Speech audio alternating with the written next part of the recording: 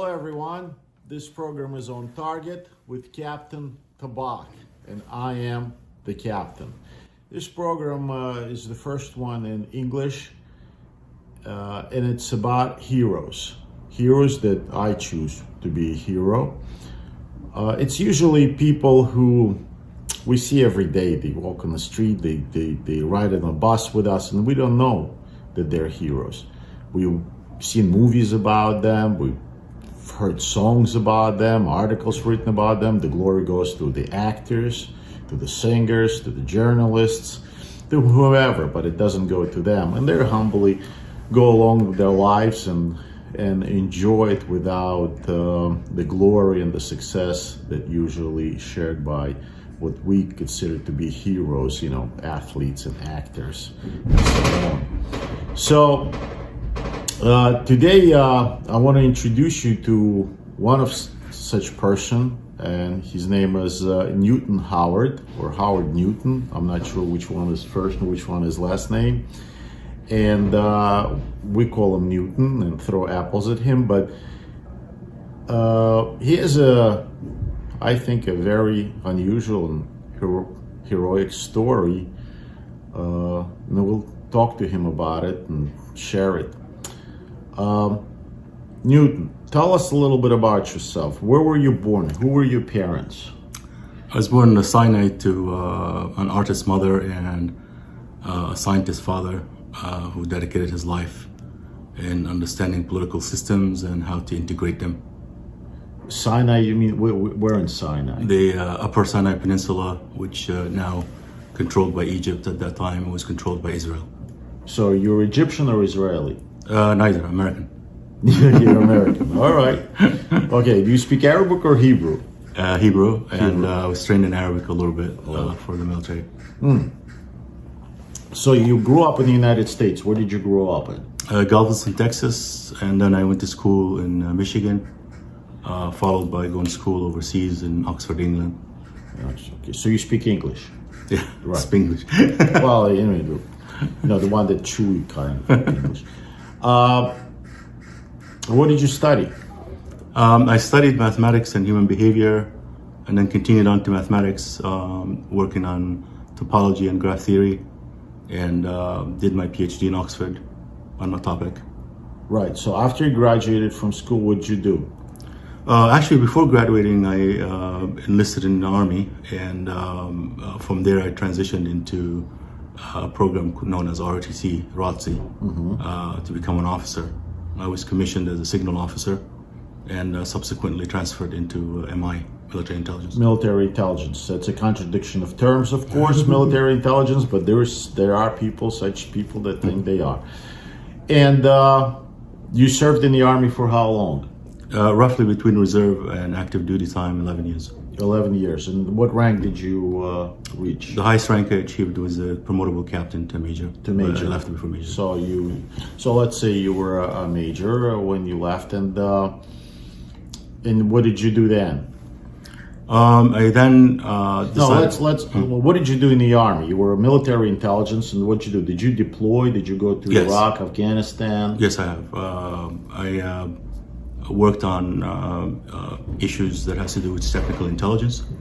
And what kind of intelligence? Technical. Technical intelligence. Military technical intelligence.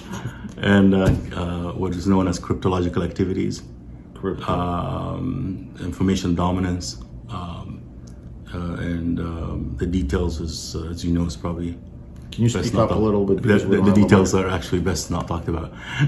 You don't want to talk about it. The details is not entirely up to me. Tell us, you'll have to kill us if you tell us this. Well, I served in the other branch that did not require so much spookiness.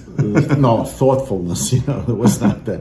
You didn't have to be so bright to have a PhD in it. So you deployed to Afghanistan or Iraq? I've been to Iraq, I've been to Afghanistan, I've been to Kuwait, France, although that was not one that I can say that is rough deployment. Well, it's getting to be there that France is becoming a combat zone in Paris. And a few other places. So you're a combat veteran, you're a combat army veteran? Yes. And So as an MI, as a military intelligence, I presume you had to work with the Afghanis. Yes, we had to work with host countries on certain issues and required partnership between us and actual locals. Speak up. Yeah, we had to work on programs of partnership between us and the local host country. As a typical military intelligence guy, he's very quiet. Makes no noise. No noise. Just don't talk much. Contrary to the job I did as a foreign aerial officer, where we have to talk loud and clear, so everybody misunderstands us. And you made friends in Afghanistan? The Afghanis, were they friendly to you? Yes. I mean, you look a little Afghani to me. You must be you're Sephardic Jew, aren't you? Yes, yes. They were. See, I know what you are. They were very. I'm intelligent too, you know. They were very friendly to us. They're a very host. This host is particularly warm and kind to the people, even sometimes when you are aggressor to them. To this day, they probably praise some of the Russian partners for offering them the ability to have education, food, and water. Yeah, I've heard that before from some of my friends. They kept telling me, says, Yuri, they thought we were Russians when we came into their village because the only ones that carried guns and in uniforms were Russians, and they remembered Russians. And they were very happy when we showed up. And we thought they were happy that we showed up because we were Americans. But then we've learned they thought we were Russians, so they were happy that the Russians came back. So they were actually, they liked it looks like they liked the Russians. Yes. Which is strange. Why do you think they like the Russians? I think they like anyone that give them a level of freedom and somewhere to breathe from under the aggression of some of the thoughts in there, like the Taliban and other leadership. They oppress them. So anyone that brings a way to relieve that. So basically, the Russians were better than the Mujahideen, than the Taliban. Yes. And but the difference between the American soldiers and the Russian soldiers, they couldn't tell much of a difference, I guess. No, the soldiers villagers are very simple people. Simple, and the soldiers are simple people too. They were willing to share with them. MREs. And the Russians probably were, soldiers were not. Well, we won't. I'll ask you. You don't have to answer. I have a little note here. He sees. So he's a military intelligence. He sees the cheat notes that I have here because I learned things about it. So, so I guess you weren't happy with the way we pulled out of Afghanistan. I certainly think that could have been done in a more orderly manner. The assessment of when the Taliban would take over the country couldn't be any further from the truth and wrong, fundamentally wrong. As a result, we left the country in chaos. Infrastructure that we left does not have the support maintenance, and consequently the potential for these Afghan people to suffer from basic necessity or the absence of basic necessity is extremely high. So let me ask you this: do you think it was because of stupidity we pulled out during the fighting time instead of during peacetime? In Afghanistan, there are times when there is no fighting, and there are times that they're fighting. It's a seasonal thing. It's like harvesting, and the Trump was supposed to pull out when there is no fighting, and then Biden, for some reason, decided to pull out during the fighting season. Do you think it's just because of stupidity of our leadership, or do you think it's actually planned to be that way? Because we didn't hear anything. Okay, well, Biden said, all right, pull out, but we didn't hear anything from the Secretary of Defense saying, Mr. President, this is not a good idea. We didn't hear anything from the Chief of the Joint Staff saying, well, we can't do that. We didn't hear anything from the Director of National Security, from the Secretary of State. So I don't think it's just a mistake or just a bad job. I think, nobody said anything about it, and everybody executed the orders as directed by the president without even saying it. I think it's planned. I think it's a planned action for us to fail, for our country to fail. We've never pulled out like this. We never left anybody behind. We never left civilians behind. Right. You agree with my assessment as a military intelligence kind of a guy? I don't quite understand the echelons, the strategic echelons thinking in this particular situation. I think they just wanted to be done with the whole support for the Afghani people and the building of the nation. However, the methodology for executing on breaking these ties was not necessarily orderly. For example, strategic bases being handed over before the evacuation, the complete evacuation of people, and especially essential personnel and people that actually give their life on the line to actually support us and be partner to us, was just wrong. And as a result, we almost left behind people who would be imminently injured or executed or... Well, we handed over the list. Yes. Of them. We handed over the people who worked with us. And the equipment, that identified them by retina. Yeah. So, I guess you were upset when we were pulling out like this, and you have Yes. friends there, Yes. Afghanis. Yes. Now, you're also married, Yes. and your wife is Jewish, Yes. fully Jewish. Well, partially Mormon. She's partially Mormon, partially Jewish. You're making this up.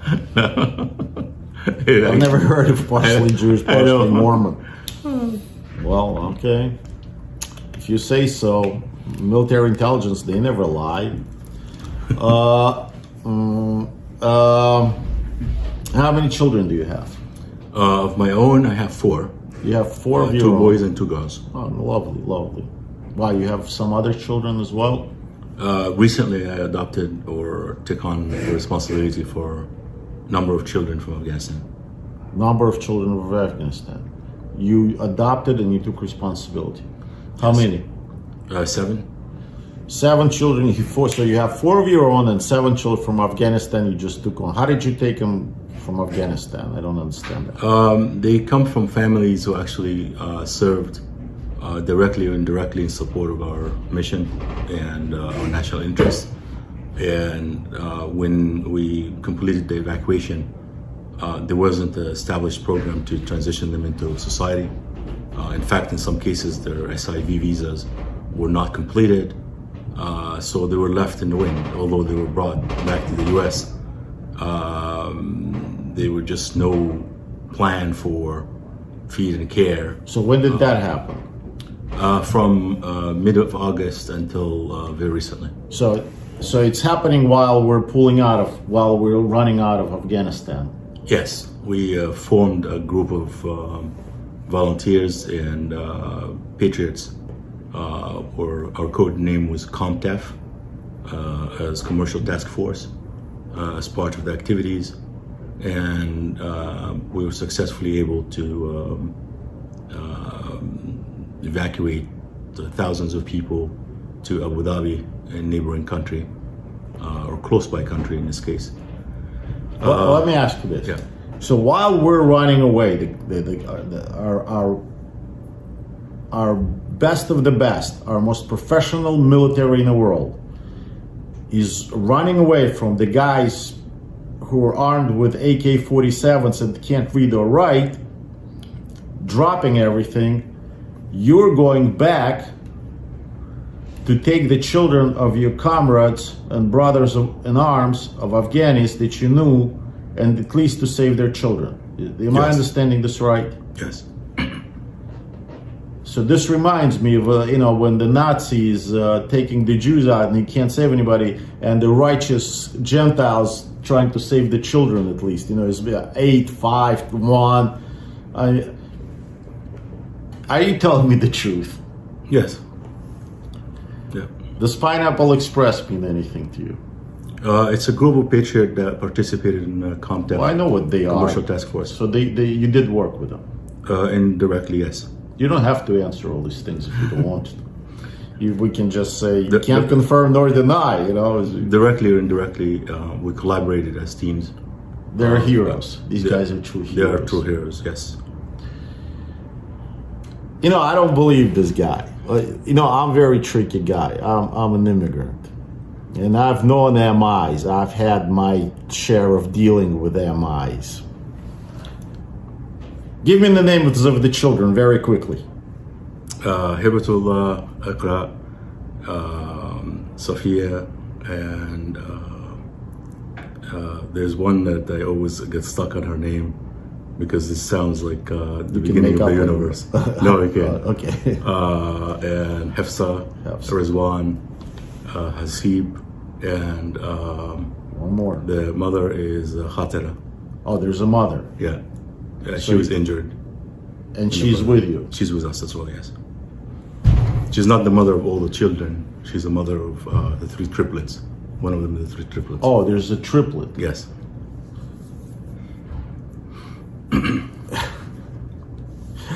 Anom. That's the baby that I stuck in. The simplest one you get stuck with. Yes, Okay, yeah. that's our military Adam, and intelligence. she's the yeah. tiniest one. She's the tiniest one. So it's all girls. One boy. Oh, it reminds me of Holocaust, saving the Yeah. girls. Yeah. I don't know what to say. I really don't know what to say. So you take these people on. You're not for open borders, but yet you're saving lives. All these people who yell for open borders. You tell them, why don't you take some of the people that come across and take them in their home? I did. I took a Chechen guy in. You take Afghani guy in, but I never see liberals bringing taking anybody in. They think it's somebody else's responsibility. That's true. It's our human responsibility to each other, regardless of nationality, religion, creed, to accommodate and help those who in need in this time of difficult times. Well, it's an honor to know you, but that's not all. After you got out of the army, what did you do? I went back to medical school in Oxford and worked on neurosurgery, particularly on an area of focus. It's called DPS, deep brain stimulation, for people with Parkinson and neurodegenerative disorders. So you're a neurologist. Neurosurgery and neuropsychiatry by training. Neurosurgery and neuropsychiatry. I can't even pronounce those things, and he does them and saves lives. And you don't look like Brad Pitt or Clooney or Schwarzenegger. You're pretty short. How tall are you? 5'5". 5'5". I know, and I'm surprised that there's no CNN reporting on this guy. There are no reporters all over him. He just lives on. No Schwarzenegger or playing his role, or Brad Pitt. Doing what he's doing. This brilliant neurosurgeon, neuropsychiatrist who's an MI officer who was born in Sinai. And saves Jewish guy married to half Jew, half Mormon, saving Afghani babies and the wounded mother of his brothers in arms. Hey, are there any producers out there? Do you want to make? You got to go through me to make a movie about this guy. But that's not all. Wait, it's not all. It's not all of it. You also developed a program to catch the bad guys. Yes, we in late 90s, I worked on a way to manage and track illicit networks, identify them, and then bring them to the attention of the U.S. government or the international community for further prosecution and sanctions. It's known as C4ADS, and it's available in Washington at this time, to this date, as an organization of about 50 plus analysts that work around the clock globally. And it's a successful program to catch drug dealers. Yeah.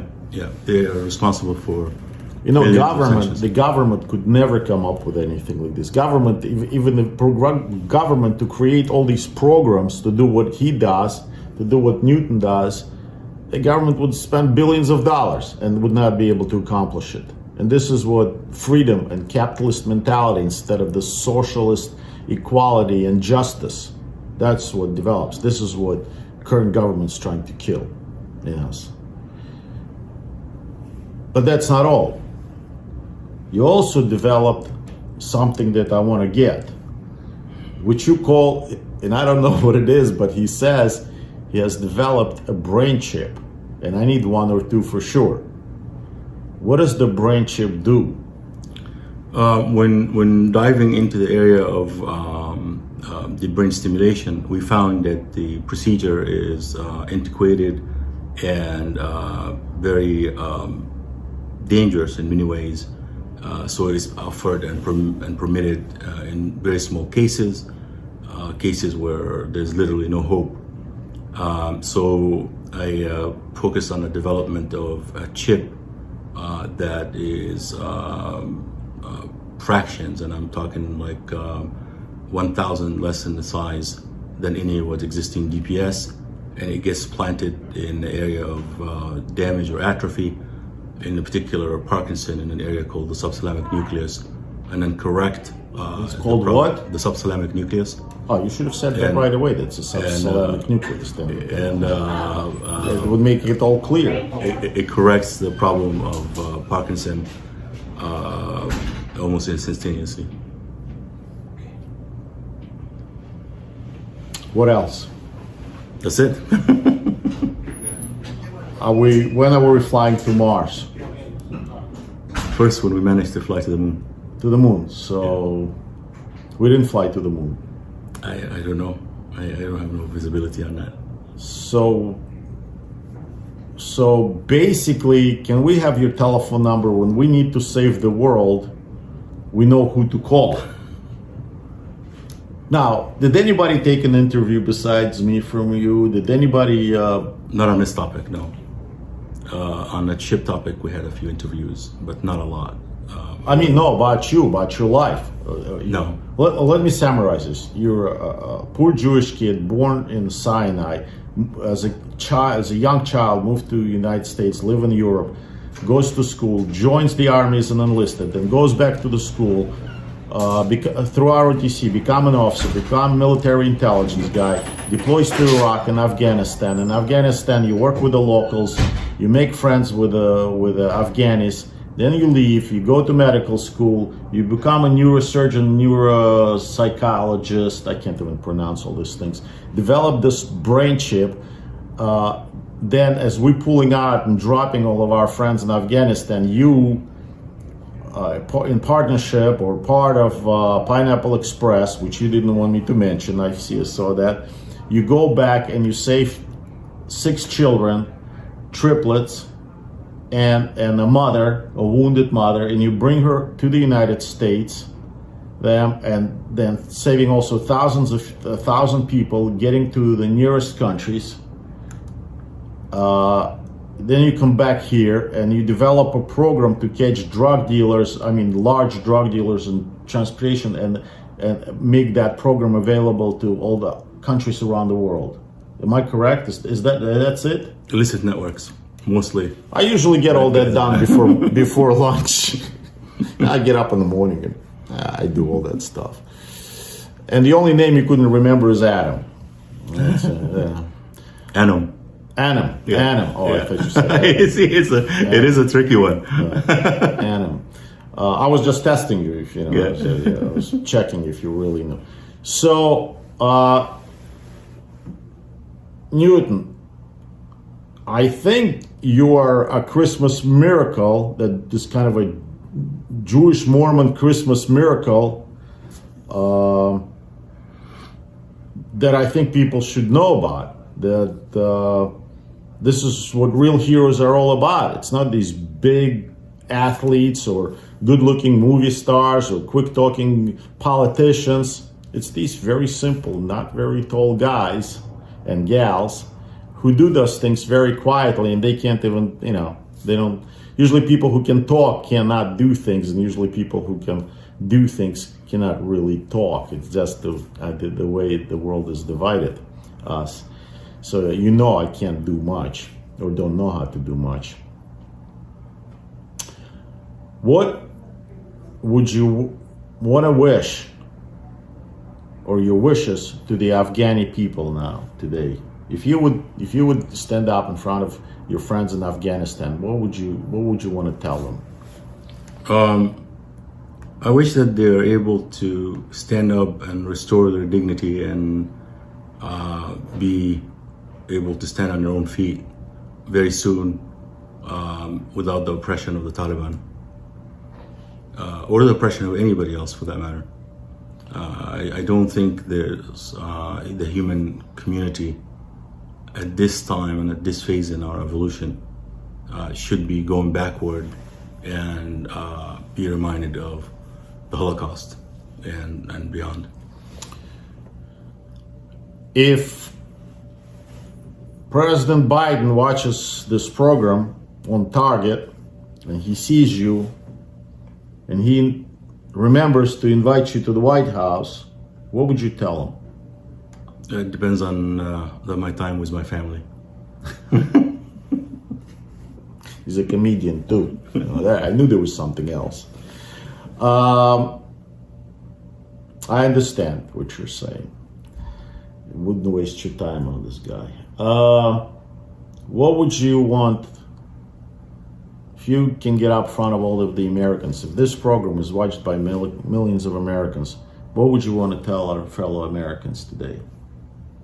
We have to remember that we have been created as a highly dignified creation and children of God, and we must actually return back to that level of dignity and self-respect that was endowed to us as human beings, and especially as a nation.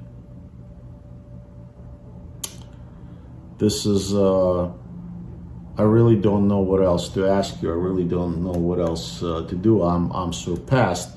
We've just accidentally met today. We actually went shooting on a range. I went sleeping on the range. And he went to sleep. This guy just was sleeping on the range. He wasn't shooting. Everybody was shooting machine guns and rifles and pistols, and was shooting all kinds of weapons. And this guy is just asleep. He's not interested in it. But as we started to talk, he was telling me all these things. I couldn't understand what he was talking about. But I think there should be more people that hear his story, Newton's story, and I think that we should recognize these people. And I don't know how to thank you for your service. I don't know how to thank you for saving lives of people that are not related to you, that you owe nothing to them. I don't know how to thank God for people like you. I only know one gesture that is traditional in our military, and I'm saying this for our civilian friends who are watching this right now. And the only way I can thank you is to give you a handshake and a hug, and give you my challenge coin. Challenge coin. We're not going to stand up because it's already, this is all made. We're off the iPhone that's standing crooked. So this is why the picture is like this, and we don't have a microphone. So apologize for that, but this is just instantly done. But thank you so much, brother. Thank you.